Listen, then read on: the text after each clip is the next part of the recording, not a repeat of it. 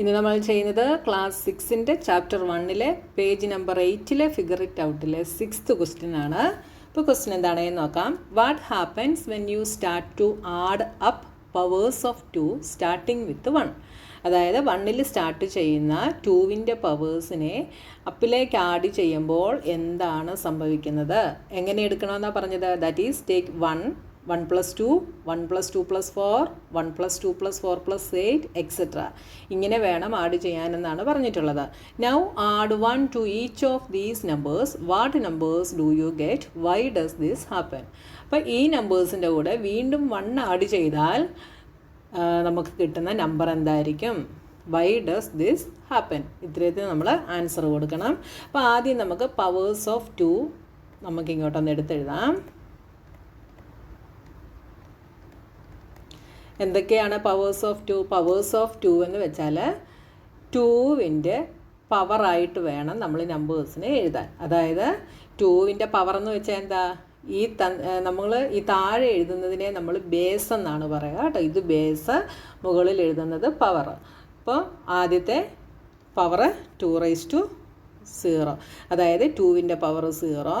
അടുത്തത് 2-ൻ്റെ power 1, 2-ൻ്റെ power 2, 2-ൻ്റെ power 3, അടുത്തത് 2-ൻ്റെ power 4.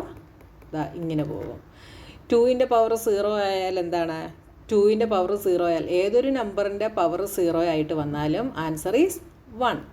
അടുത്തത് 2⁻1 എന്ന് വെച്ചാൽ അതിൻ്റെ അർത്ഥം എന്താ? 2-നെ ഒരു പ്രാവശ്യം മൾട്ടിപ്ലൈ ചെയ്യുക. That means 2 into 1, that is 2. ഇനി 2⁻2, 2-ൻ്റെ പവർ 2 ആയാൽ അതിൻ്റെ അർത്ഥം എന്താ?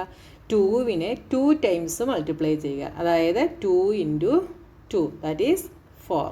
ഇനി 2-ൻ്റെ പവർ 3 ആയാൽ അതിൻ്റെ അർത്ഥം എന്താ? 2-നെ 3 ടൈംസ് മൾട്ടിപ്ലൈ ചെയ്യുക. അതായത് 2 into 2 into 2. മനസ്സിലായല്ലോ? 2 into 3 അല്ല, 2-നെ 3 പ്രാവശ്യം മൾട്ടിപ്ലൈ ചെയ്യുക. അതായത് 2 into 2 into 2, ദാറ്റ് ഈസ് 8. അടുത്തത് 2-ൻ്റെ പവർ 4 ആയാലോ? 2-നെ നമ്മൾ 4 പ്രാവശ്യം മൾട്ടിപ്ലൈ ചെയ്യുന്നു. അപ്പോൾ 2 2s are 4, 4 2s are 8, 8 2s are 16. ഇങ്ങനെ നമുക്ക് കിട്ടും. അപ്പോൾ 2-ൻ്റെ പവറുകൾ ഇങ്ങനെയാണ് വരുന്നത്. ഇനി നമ്മളോട് എന്താ പറഞ്ഞിട്ടുള്ളത്? 1 തൊട്ട് അപ്പിലേക്ക് ആഡ് ചെയ്യാനാണ് പറഞ്ഞിട്ടുള്ളത് അല്ലേ? അപ്പോൾ ആദ്യത്തത് 1-നെ നമ്മൾ 1 = 1 എന്ന് എഴുതുന്നു. ഇനി അടുത്തത് ഇത് രണ്ടും കൂടെ ആഡ് ചെയ്യുന്നു. അപ്പോൾ 1 + 2 = 3 എന്ന് കിട്ടി. ഇനി അടുത്തത് ഇതിൻ്റെ കൂടെ 4ഉം കൂടെ ആഡ് ചെയ്യുന്നു. അപ്പോൾ 1 + 2 + 4 നമുക്ക് 7 എന്ന് കിട്ടി.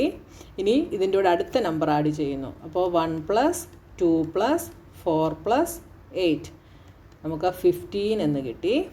ഇനി വേണേൽ നമുക്ക് ഇതിൻ്റെ കൂടെ അടുത്തതും കൂടെ ആഡ് ചെയ്തെഴുതാം. 1 + 2 + 4 + 8 + 16 എന്ത് കിട്ടും? 31 എന്ന് നമുക്ക് കിട്ടി. ഇനി എന്ത് ചെയ്യാനാ പറഞ്ഞേ?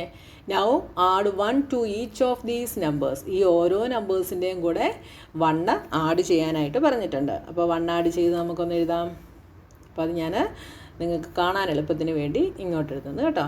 ഇവിടെ നമ്മൾ 1 ആഡ് ചെയ്തിട്ട് എഴുതുന്നു. അപ്പോൾ ഇവിടെ നമുക്ക് 1 ആണ് കിട്ടിയത്. 1-ൻ്റെ കൂടെ 1 ആഡ് ചെയ്താൽ 2 എന്ന് കിട്ടി. ഇവിടെ നമുക്ക് 3 ആണ് കിട്ടിയത്. 3-യുടെ കൂടെ 1 ആഡ് ചെയ്തപ്പോൾ നമുക്ക് 4 കിട്ടി. അടുത്ത നമുക്ക് 7 ആണ് കിട്ടിയത്. 7-ൻ്റെ കൂടെ 1 ആഡ് ചെയ്തപ്പോൾ 8 കിട്ടി. അടുത്തത് 15 ആണ്. 15-ൻ്റെ കൂടെ 1 ആഡ് ചെയ്താൽ 16. 31-ൻ്റെ കൂടെ 1 ആഡ് ചെയ്താൽ 32. ഇപ്പോൾ നമുക്ക് കിട്ടിയിരിക്കുന്ന നമ്പേഴ്സ് എങ്ങനെയുള്ള നമ്പേഴ്സാണ്? ഇവിടെ നോക്കിയാൽ 2 4 8 16 32 ഇങ്ങനെയാണ് കിട്ടിയതല്ലേ? അതെന്താണ്? 2 4 8 16. അടുത്തത് ഇവിടെ വന്നാൽ ഇവിടെ 32 വരും. ഇങ്ങനെ 2-ൻ്റെ പവർ തന്നെയാണ് നമുക്ക് വീണ്ടും ഇവിടെ കിട്ടിയിട്ടുള്ളത്. അതായത് പവേഴ്സ് ഓഫ് 2-ൻ്റെ കൂടെ 1 ആഡ് ചെയ്തപ്പോൾ നമുക്ക് എന്ത് തന്നെ കിട്ടി? വീണ്ടും നമുക്ക് 2-ൻ്റെ പവർ തന്നെയാണ് നമുക്കിവിടെ കിട്ടിയത്. അപ്പോൾ നമുക്ക് എന്തെഴുതാം? This happens because adding the sequence of powers of 2 and 1 results in the next powers of 2.